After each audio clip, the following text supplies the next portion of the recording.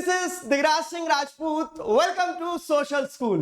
In this video, we are going to discuss one of the most important and crucial topic for your exams. How to deal with the different type of questions in social science.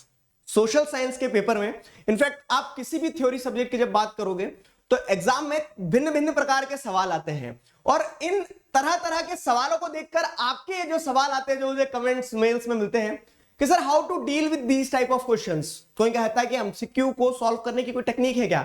Assertion reason तो सब डरा ही देते हैं। Short answer से कैसे deal करें और long answers में कितना लिखें, कैसे लिखें। तो तरह तरह के सवाल को देख के जो तरह तरह के सवाल आते हैं आपके मन में, उनका जवाब इस शॉर्ट वीडियो में आपको मिलने वाला है। देखो, आई होप आपको अब एसेंस समझ में आ गई कि किस मुद्दे की मैं बात कर रहा हूं। तो होगा यूं कि अभी सीबीएसई मोस्ट प्रोबेबली सितंबर का कहा है, प्रॉमिस किया है, लेट्स सी कि सितंबर फर्स्ट वीक तक आपको सैंपल पेपर दे देगी कि एकेडमिक ईयर 2022-23 में आपका एग्जाम पैटर्न कैसे होने वाला है, मतलब किस किस तरह के क्वेश्चन आएंगे। लेकिन कुछ तरह के क्वेश्चन तो हमें पता है कि एमसीक्यू रहता है, असर्शन रीजन होगा, पिक्चर बेस्ड हो सकता है। अदर्स की कैटेगरी में हम दूसरा डाल देते हैं, मैच द बॉक्स वाला टाइप से, इस टाइप से आ जाएगा। ठीक है, तो एक ब्रॉडली आइडेंटिफाइड एरिया है क्या इस टाइप के क्वेश्चंस आते हैं। तो देखो, कुछ very short answer type questions आते हैं, एक नंबर वाले। कुछ शॉर्ट आंसर टाइप में 2 नंबर, 3 नंबर, 4 नंबर में भिन्न भिन्न प्रकार के सवाल आते हैं। फिर उसके साथ साथ में लॉन्ग आंसर टाइप क्वेश्चन आते हैं जो 5 नंबर वाले क्वेश्चन रहते हैं। तो अभी हमें क्लैरिटी और मिल जाएगी सितंबर तक, जब सीबीएसई सैंपल पेपर इशू कर देगा और बता देगा क्या कि हाँ इस तरह का पैटर्न रहने वाला है आपका एकेडमिक ईयर 2022-23 में। लेकिन फॉर द टाइमिंग हमें मान के चले कि normally these are the various types of question. ठीक है, ये जो अलग अलग प्रकार के क्वेश्चंस पूछे जाते हैं उनके ये टाइप होते हैं, वेरी शॉर्ट, शॉर्ट और शॉर्ट, वेरी शॉर्ट, शॉर्ट और लॉन्ग। ठीक है, ये 3 तरह के क्वेश्चंस होते हैं। तो हम इन्हीं पर डिस्कशन करेंगे कि इनको कैसे सॉल्व किया जा सकता है, कैसे डील करना है। फाइन। अब अगर हम यहां पे आपको कुछ इंपॉर्टेंट चीज बताऊं तो सुनो मेरी बात, आज मेरे साथ शपथ ले लो, आजू बाजू में जो भी इकोनॉमिक्स, पॉलिटिकल साइंस, सिविक्स जिसकी भी बुक रखी उस पर हाथ रख के कसम खाओ कि आंसर जो है ना, आंसर लिखते समय, आंसर से डील करते समय इन बातों का आप विशेष रूप से ध्यान रखोगे कि always right answer in points. आज तक आपने जो भी पढ़ा है, जैसे भी पढ़ा है, हर चीज को थोड़ा सा, ठीक है, 1% विश्वास कर लो इतना कि आंसर सिर्फ और सिर्फ पॉइंट्स में लिखना है, गांठ बांध लो। सोशल साइंस के पेपर में मैं आपकी गारंटी ले रहा हूं, अगर आपको कोई किसी भी तरह से ऐसे डराता है, धमकाता है क्या कि नहीं नहीं पैराग्राफ में लिखना, नंबर कट जाएंगे, वो मैं हर चीज से ऊपर जाके आपसे बोल रहा हूं कि आंसर हमेशा पॉइंट्स में लिखना। अब हमेशा पॉइंट्स में लिखना कितना, तो नंबर ऑफ पॉइंट्स, कितने पॉइंट्स में लिखे सर? देखो, नंबर ऑफ पॉइंट्स जो रहना चाहिए, तो number of point should match to the marks allotted.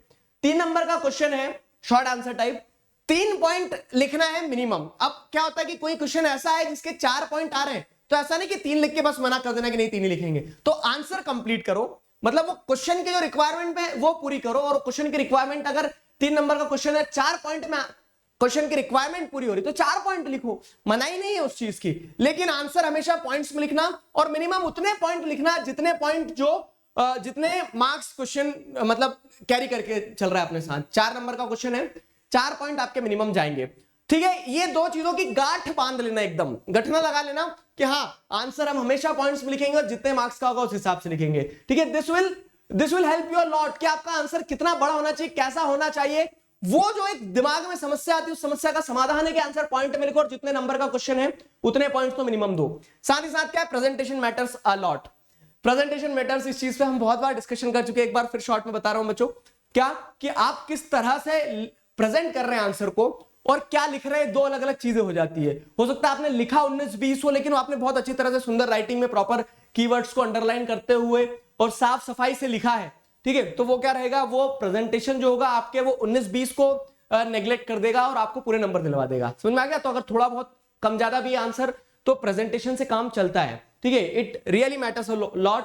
Window dressing type की चीज है, आंसर को साफ सुथरा, नीट एंड क्लीन रखोगे तो कॉपी चेक करने वाले के ऊपर एक साइकोलॉजिकल इंपैक्ट ये रहेगा कि यार बच्चे ने साफ सुथरा व्यवस्थित लिखा है, आप इरिटेट नहीं कर रहे हो कुल मिला के, बस fine. Do not disturb this sequence. एक चीज और ये भी ध्यान रखना कि आंसर जो किसी भी टाइप के क्वेश्चंस रहे, शॉर्ट आंसर है, लॉन्ग आंसर है, आपको सीक्वेंस मेंटेन करना है। अगर आप लॉन्ग आंसर वाला सेक्शन उठा रहे हैं, फॉर एग्जांपल लॉन्ग आंसर आपके मान लो क्वेश्चन नंबर 15 से 20 तक है, तो 15, 16, 17, 18, 19, 20 पहले लिखोगे आप। ठीक है, फिर आप चाहे सेक्शन ए बाद में कर लो, लेकिन वो सीक्वेंस जो है कि लॉन्ग आंसर्स के सबके सीक्वेंस एक साथ। अब आप ऐसे लिख रहे हो, क्वेश्चन नंबर 15 लिख दिया, फिर 18 लिख दिया, फिर 20 लिख दिया, फिर 22 लिख दिया, बोल दिया पूछो बूझो तो जानो टाइप से, क्योंकि आप पता लगा के दिखा लो। ठीक है, तो पजल पजल नहीं खेलना है, आपको एग्जामिनर का काम आसान करना है, तो सीक्वेंस डिस्टर्ब मत करना, incorporate keywords in your answers. और जब आंसर लिख रहे हो तो आंसर लिखते समय कुछ बच्चे बोलते हैं सर एनसीईआरटी का आंसर लिखें, अपने शब्द में लिखें कि पूरा रट के लिख के आ जाए, कुछ बता दो। तो मैं आपको एक सिंपल सी चीज बता रहा हूं कि आंसर जो भी आप लिखो अपने मन से लिखो, कितना याद करोगे, लेकिन एनसीईआरटी जब पढ़ते हो तो एनसीईआरटी के वर्ड्स आपके आंसर्स में रिफ्लेक्ट होना चाहिए, कीवर्ड्स रिफ्लेक्ट होना चाहिए। इसके दो एडवांटेज है कि आप you never run short of words, लिखते लिखते ऐसा नहीं होता कि आप क्या लिखूं आगे, ब्लैंक हो गए, गजनी बन गए, नहीं। और दूसरी चीज, एग्जामिनर के ऊपर भी एक इंपैक्ट जाता है कि यार बच्चे ने पढ़ के आया, क्योंकि वो लैंग्वेज जो है वो रिफ्लेक्ट हो रही है बुक की। रट्टू तोता बनने का नहीं कह रहा हूं मैं, लेकिन वो जो कीवर्ड्स है वो आपके आंसर में होना चाहिए, ठीक है। तो ये पॉइंट्स इंपॉर्टेंट थे। अब अगर हम बात करें कि कैसे डील करना है, तो देखो एमसीक्यू आए। अब एमसीक्यूज को डील करने का सिंपल टेक्निक मैं आपको बता रहा हूं कि एमसीक्यूज को डील करना है, तो एमसीक्यूज के लिए हमें क्या पता है, एमसीक्यूज के लिए हमें पता है कि हम क्या कर सकते हैं, एलिमिनेशन टेक्निक का इस्तेमाल कर सकते हैं। जरूरी नहीं कि सही पता हो, हमें क्या गलत है वो पता, वो हटाते चले जाओ तो जो बचेगा वो सही बचेगा। एमसीक्यूज के लिए दूसरी चीज ये कि ज्यादा से ज्यादा एमसीक्यूज प्रैक्टिस करो, इसीलिए हम पोल सेशंस वगैरह लेते हैं बहुत सारे। तो एमसीक्यूज के साथ सीधी सी चीज ये कि प्रैक्टिस ज्यादा करना पड़ेगी, अलग अलग टेक्निक इस्तेमाल करना पड़ेगी। और हाँ, जब आप थ्योरी पढ़ रहे हो तो ऐसा नहीं कि थ्योरी अलग पढ़ूंगा एमसीक्यू अलग पढ़ूंगा। जब आप थ्योरी पढ़ रहे हो तभी उस समय जो कीवर्ड्स आते हैं, जो वन वर्ड में क्वेश्चन बन सकते हैं, मैं आपको लेक्चर्स के बीच में भी बताता हूं, तो उन्हें क्या करते चलना, उन्हें वही हाईलाइट, उन्हें वही अंडरलाइन करते चलना, ताकि रिवीजन के टाइम पे वो उस तरह से तैयार हो। डेटाबेस चीजें आपको इस तरह से याद हो जाए कि वो क्या होते चले जाए, टिक होते चले जाए। डेटाबेस चीजें जो है वो आपको बार बार ना पढ़ना पड़े, एक बार पढ़ो आखिरी बार पढ़ो टाइप की कंसेप्ट, ठीक है। असर्शन रीजन की अगर बात करें तो असर्शन रीजन में सिंपल 3 स्टेप रूल है। असर्शन सही है गलत है पहला ये देखो, रीजन सही है गलत है दूसरा ये देखो, और अगर ये दोनों स्टेप चेक हो गई है तो तीसरा स्टेप ये रहेगा, आप ये देखो कि क्या रीजन असर्शन का करेक्ट एक्सप्लेनेशन है, और फिर आपके लिए चारों ऑप्शन आसान हो जाते हैं। I know many people have followed this strategy and this will help you a lot. फिर पिक्चर बेस्ड क्वेश्चंस की बात आती है, तो पिक्चर बेस्ड क्वेश्चन देखो एग्जाम में आएंगे नहीं आएंगे वो भी सैंपल पेपर आएगा तो और क्लैरिटी हो जाएगी।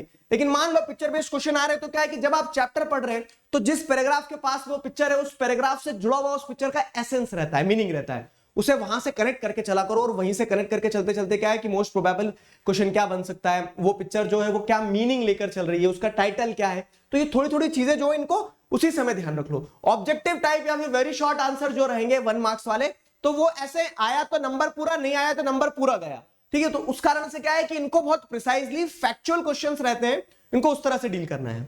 फिर क्या है, शॉर्ट आंसर टाइप, जैसे 2 नंबर 3 नंबर 4 नंबर में जो क्वेश्चन आएंगे आपके, तो 2 नंबर में 2 पॉइंट बनाया सिंपल, 3 नंबर में 3 पॉइंट बनाया, आंसर का कॉन्सेप्ट लिखा, कीवर्ड इस्तेमाल किए जो मैंने आपको यहां बताया सारा का सारा, ठीक है। अब अगर बात कर लो क्या, जैसे 4 नंबर में सोर्स बेस्ड क्वेश्चन आ जाते हैं कि बुक का एक एक्सट्रैक्ट दे दिया, एक पैसेज दे दिया, उस पैसेज पे आपको क्या करना रहेगा, उस पैसेज पे नीचे 4 क्वेश्चन पूछ लिए। तो ये जो बच्चे बोलते हैं कि सर इसकी प्रैक्टिस करवाओ, इसकी प्रैक्टिस नहीं होती है। इसकी प्रैक्टिस क्या होती है पता है, इसकी प्रैक्टिस होती है जो आपके इंग्लिश के अनसीन पैसेज रहते हैं। इनफैक्ट ये आपके लिए अनसीन नहीं रहेगा, ये जो सोर्स बेस्ड रहते हैं तो डायरेक्ट आपकी बुक से आ रहे हैं ना, तो आपके सामने बुक का पैराग्राफ दिया और उससे क्वेश्चन पूछा है तो रिलेटेबल स्टोरी रहती है। हाँ, इसके लिए क्या किया जा सकता है कि जब आप अपना सिलेबस कंप्लीट कर रहे हैं तब हर एक पैराग्राफ को, तब हर एक सोर्स को अच्छे से पढ़ लीजिए, ताकि क्या हो कि जब वो एग्जाम में क्वेश्चन बन के आए तो नया ना लगे आपको एक पहले से आइडिया रहे कि अच्छा इसका मीनिंग ये है, उसका अर्थ समझ में आ जाएगा, तो उसमें से सवाल जो बनेंगे वो भी बन जाएंगे, ठीक है। लास्ट में जो बड़े क्वेश्चन आते हैं 5 मार्क्स टाइप क्वेश्चन जो आते हैं, तो वो क्वेश्चन आंसर के फॉर्मेट में ही आते हैं 5 मार्क्स वाले, ठीक है। 3 मार्क्स 4 मार्क्स में भी देखोगे तो क्वेश्चन आंसर के फॉर्मेट में ज्यादा आते हैं और क्लैरिटी हो जाएगी, सैंपल पेपर आने तक रुको, ठीक है। तो यहां जैसे अगर आप देखोगे तो 5 मार्क्स वाला जो चीज रहेगी कि 5 मार्क्स वाले क्वेश्चन कैसे डील करना है, 5 मार्क्स वाले क्वेश्चन से ऐसे डील करना है कि आप 5 मार्क्स वाले क्वेश्चन को, सिंपल सी चीज है, 5 नंबर का क्वेश्चन है, 5 पॉइंट बड़े क्वेश्चन जो बनते हैं, खास करके जो बड़े ब्रॉड हेडिंग्स रहती है, कभी कभी ऐसा होता है कि बड़े टॉपिक्स में से एक छोटा क्वेश्चन 5 नंबर में पूछ लिया, तब क्या हो, तब आप उसका इंट्रोडक्शन, कंक्लूजन, ठीक है, उसका कंटेक्स्ट बताओ कि किस कंटेक्स्ट में क्वेश्चन बना है, क्योंकि 5 नंबर का है ना, तो 5 नंबर में आप प्रिसाइजली नहीं लिख सकते हो, बड़े टॉपिक्स में से छोटा पार्ट पे को बड़ा क्वेश्चन बना के दे दिया है, तब आपको क्या करना रहेगा, तब उसका कंटेक्स्ट, इंट्रोडक्शन, कंक्लूजन, इनकी मदद से आंसर को आप कॉम्प्रिहेंसिव बना सकते हैं, 5 नंबर लायक बना सकते हो, समझे। तो I hope all these details will help you a lot in dealing with different type of questions, जो अलग अलग तरह के क्वेश्चन आपको एग्जाम में देखने को मिलते हैं। फाइन, जैसे ही सैंपल पेपर आएगा I will make a video on it, तो उससे आपको और क्लैरिटी मिल जाएगी कि अच्छा 22-23 में बोर्ड एग्जाम में हमें ऐसे देके आना है। बाकी this will help you in all your theory subjects also, और आप किसी भी क्लास में हो, हर क्लास में आपको एक आइडिया मिलेगा कि कैसे क्वेश्चंस के साथ डील करना है अगर अलग अलग तरह के क्वेश्चन आते हैं। तो this was all from my side. I hope you people enjoyed it. Class 9th और 10th के लिए मेरे 2 कोर्सेज अभी स्टार्ट हुए हैं अनअकैडमी प्लस पर, जो टेस्ट सीरीज पर बेस्ड है. तो 9th के लिए 8:45 से एवरी सैटरडे ये रहता है टेस्ट. 10th के लिए 7 PM एवरी सैटरडे रहता है ये टेस्ट सीरीज जो है chapter wise. If you people are interested, you can enroll in these courses by taking Plus or Iconic subscription, and this is the right time क्योंकि अभी 20% off चल रहा है अनअकैडमी अनलॉक ऑफर के अंदर. You have to use the code Digraj and you can save up to 20% on Plus and Iconic, both the subscriptions for 6 months and above. I hope you guys found this fruitful. अभी के लिए sign of करता हूं. इसी तरह से और मिलेंगे आगे के सेशंस में. तब तक अपना ध्यान रखो, मस्त रहो, पढ़ते रहो. Signing off with this. Together we will. Thank you very much.